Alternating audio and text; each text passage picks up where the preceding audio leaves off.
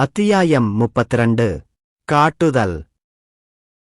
சரி, எத்தனை திறமைகளை நீங்கள் சரியாக விழித்துக் கொண்டீர்கள்? பரதன் திடீரென்று கேட்டார். ஏய், அதிகமில்லை.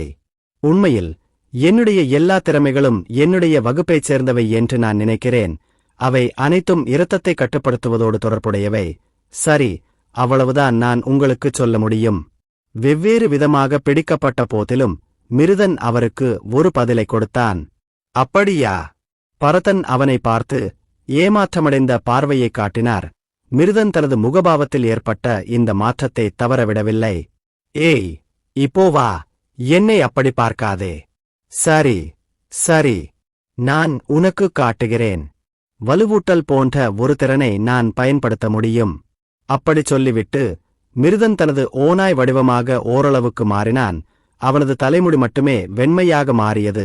நீட்டிய நகங்கள் அல்லது நீட்டிய கோரை பற்கள் இல்லை. இருப்பினும் அவனது கண்கள் மஞ்சள் பச்சை நிறத்தில் இருந்தன. இந்த மாற்றம் மொத்த 30% இல் 10% மட்டுமே. அதனால் விளைவுகள் அவனது தோற்றத்தை அவ்வளவாக மாற்றவில்லை. பரதனின் உற்சாகமான குரல் எதிரொலித்தது.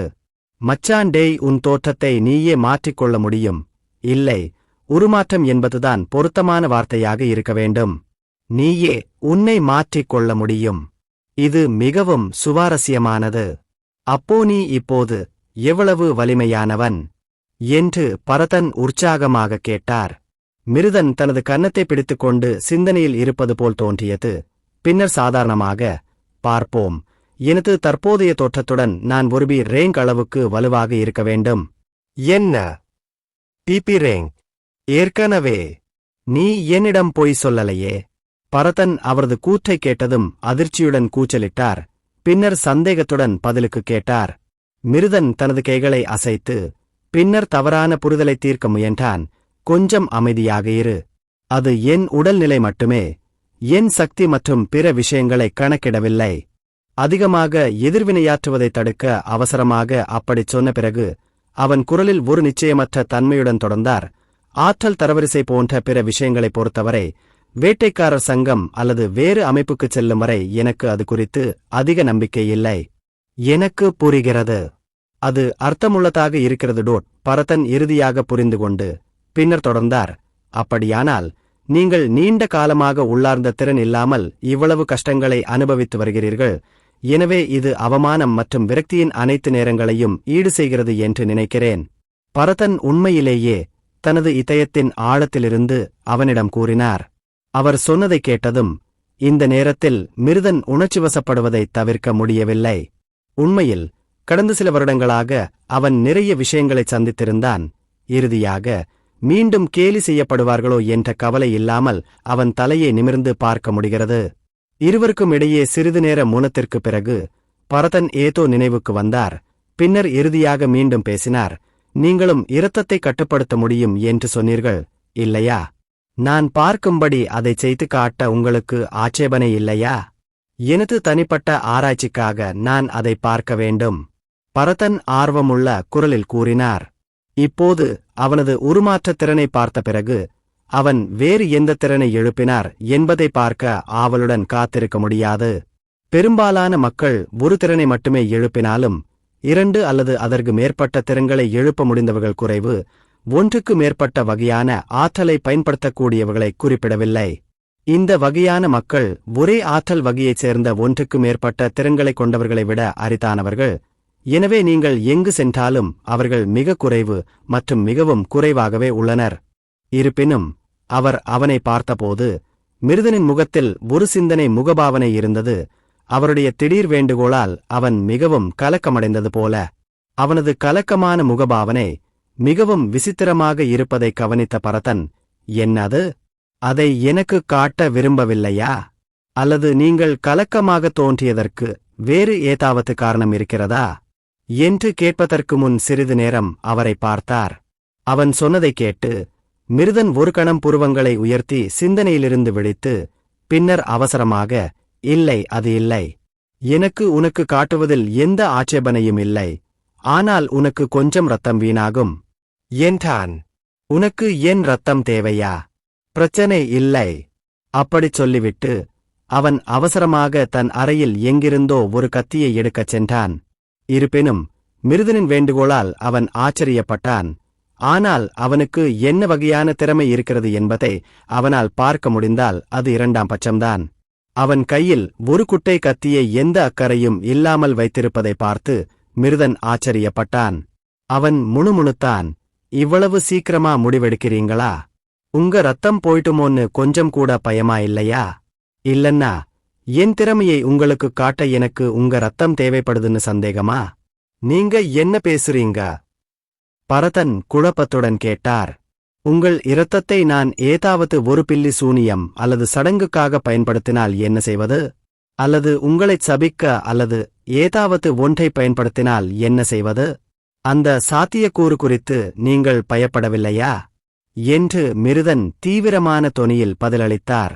அவன் சொல்வதைக் கேட்டு பரதன் சிரித்துவிட்டு ஏமாற்றத்துடன் தலையை ஆட்டியபடி அவனிடம், மிருதன், உன்னை எனக்கு ரொம்ப நாளா தெரியும். ஆனாலும் நீ இப்போதும் என்கிட்ட ஒரு அந்நியன் மாதிரி நடந்துக்கிறியா? இந்த நேரத்துல நாம நம்பர்களா? முட்டாள்தனமா பேசுறத நிறுத்திட்டு என்கிட்ட பேசி உன் திறமையை எனக்கு புரியவை என்றான். அவனிடம் ஏமாற்றமடைந்தது போல் இதையெல்லாம் தீவிரமாகச் சொன்னாலும் அவன் பேசும்போது அவன் குரலில் இருந்த உற்சாகத்தை அவனால் மறைக்க முடியவில்லை. மறுபுறம் மிருதன் தனது சிறந்த நண்பரிடமிருந்து அந்த வார்த்தைகளைக் கேட்டபோது திகைத்துப் போய் வாயடைத்துப் போனார். பின்னர் அமைதியாக யோசித்தார். சரி, இத்தனை வருஷமா அவன்தான் என்னோட ஒரே நண்பன். அதனால நம்மிடையே பரஸ்பர நம்பிக்கை இருப்பது சகஜம்தான். அப்படி நினைத்து அவன் தயங்காமல் ஒரு புன்னகையை வெளிப்படுத்தி பின்னர் விளையாட்டுத்தனமான ஆனால் ஓரளவு மர்மமான தொனியில் பேசினார். என்னால் எந்த பில்லி சூனியமும் செய்யவோ, ஒரு சடங்கு நடத்தவோ அல்லது உங்களுக்கு ஒரு சாபம் கூட வைக்கவோ முடியாது. நான் வேறு ஏதாவது செய்ய முடியும். பரதன் ஆச்சரியத்துடன் புருவங்களை உயர்த்தினார். அவன் என்ன சொல்கிறார் என்பதில் ஆர்வமாக இருந்தார். அந்த வார்த்தைகளால் நீங்கள் என்ன சொல்கிறீர்கள்? மிருதன் அவரது கேள்விக்கு பதிலளிக்க கவலைப்படவில்லை. உங்கள் இரத்தத்தை எனக்கு கொடுங்கள். இரண்டாவது யோசனையில் உங்கள் விரலை வெட்டுங்கள் அல்லது நீங்கள் விரும்பும் எதையும் வெட்டுங்கள், மீதியை நான் செய்கிறேன் என்று வெறுமனே கூறினான். சரி, பரதன் உடனடியாக அவருக்கு பதிலளித்து கத்தியால் தனது குறியீட்டு எண்ணெய் குத்தத் தொடங்கினார். அவர் உண்மையிலேயே தன்னிச்சையாக தயக்கமின்றி தனது விரலை வெட்டிக்கொண்டார். மிருதன் அமைதியாக ஆச்சரியத்துடன் யோசித்தான். மிருதன் அதிர்ச்சி அடைந்தான். ஆனால் இன்னும் அமைதியாக இருந்தார். பரதனின் ஆள்காட்டி விரலில் இருந்த இரத்தம் வெளியேறுவதைக் கண்ட பிறகு, சரி, அவ்வளவுதான், அதை அப்படியே விட்டுவிடுங்கள் என்று கூறினான். அப்படிச் சொல்லிவிட்டு அவன் தனது இரத்த அதிகாரத்திறனை செயல்படுத்த முயன்றாள்.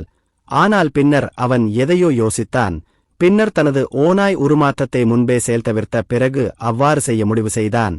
உன் உடலை அப்படி மாற்றுவது மிகவும் அருமையாக இருக்கிறது. எனக்கும் அப்படி ஏதாவது இருந்திருக்க வேண்டும் என்று நான் விரும்புகிறேன். மிருதன் தனது சொந்த தோட்டத்திற்கு திரும்புவதைக் கண்டதும் பரதன் வியப்பில் மூழ்கினார்.